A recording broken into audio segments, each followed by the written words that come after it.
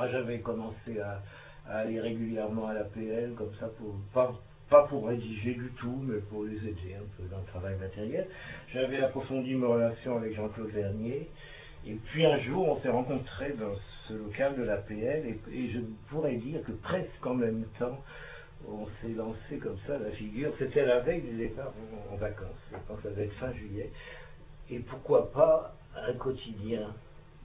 Dire ça avec Jean-Claude, ça impliquait que les Mao de la cause du peuple serait le soutien principal de ce quotidien. C'est pas sûr qu'il en soit les directeurs politiques, mais au moins avec le réseau qu'avait mis en place, de militants qui avaient mis en place la cause du peuple dans la France entière, ça pouvait être un moyen de diffusion de propagande possible pour créer un journal. C'est la Genèse, hein, enfin, telle que je l'ai vécue, hein. Bien d'autres ont pu la vivre différemment. Maintenant, il fallait savoir qui allait faire le journal. Au tout début, bien sûr, il y avait Vernier et moi sur l'idée, disons, enfin de notre côté, l'acceptation de la cause du peuple. Donc à partir de ce moment-là,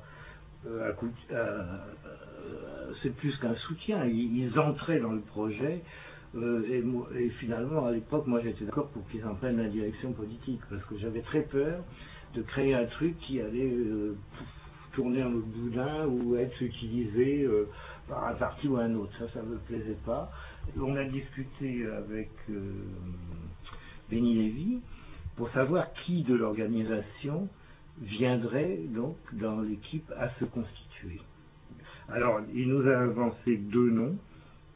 Un membre de l'organisation, qui était Serge July, ce qui ne plaisait pas tellement à Jean-Claude Vernier, je ne sais pas pourquoi, mais je me souviens qu'à l'époque, il m'avait mis en garde en me disant que ça ne serait pas évident. Bon. Et puis ensuite, Philippe Gavy, parce qu'à l'époque, Benny Lévy faisait un livre de réflexion sur l'action des Mao avec Sartre et Philippe Gavy.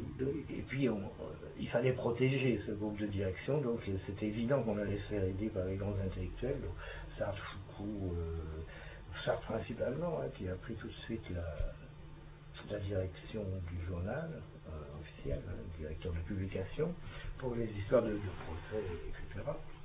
Foucault qui suivait l'élaboration attentivement, Claude Mauriac aussi. C'est surtout Gavy, Julie qui ont fait peu à peu cette élaboration, toujours sous la surveillance étroite de Benny et Lévy. Voilà, donc, Jean Vernier, toi tu faisais la fabrication. Oui, oui. Et Vernier, il avait un rôle très particulier, qui était le rôle le plus ingrat, c'était d'aller chercher de l'argent. Ah, donc je me souviens très bien qu'il a trouvé le financement pour s'acheter un costume et un attaché-caisse, et il est parti faire la tournée de tous les habituels bienfaiteurs de la cause du peuple, qu'il a réuni un peu d'argent, mais pas tellement. Après la première parution au printemps 73, l'arrêt de l'été 73, quand on a commencé en octobre, c'est seulement à ce moment-là qu'on a commencé à vraiment lancer une vraie souscription. Et on ose trop y croire d'ailleurs, hein, en pensant qu'on avait à peu près un mois de parution assurée et encore. Et c'est à ce moment-là que l'argent a afflué, et 3 sacs de courrier tous les jours rue de Lorraine, et on décachait les enveloppes, il y avait des chèques et des mandats dans toutes les enveloppes. Hein. Donc c'est comme ça que le journal a pu marcher. Je dis, là, il y avait une responsabilité de gérer ce financement de base. C'est sûr que les lecteurs qui ont payé à ce moment-là, ils ont été vraiment pour leurs frais, parce qu'ils n'avaient pas payé pour que Libération devienne ce qu'il est devenu. Ça, c'est très propre. Tout ça avait été assez difficile à mettre en place, hein, les premières parutions. Il a vraiment fallu se battre pour que le journal sorte. Enfin, c'était un miracle d'arriver à le faire sortir 5 matins de suite, par exemple, dans une semaine, et c'était très épuisant. J'étais pas très content des résultats du journal. Franchement, je ne le trouvais pas bon. Surtout tout ce qui était justement, bon, sur le fond, très confus, souvent mal écrit, avec une hiérarchie des informations assez flageolante. Bon, bah, ça, j'en étais un des responsables, j'ai rien à dire.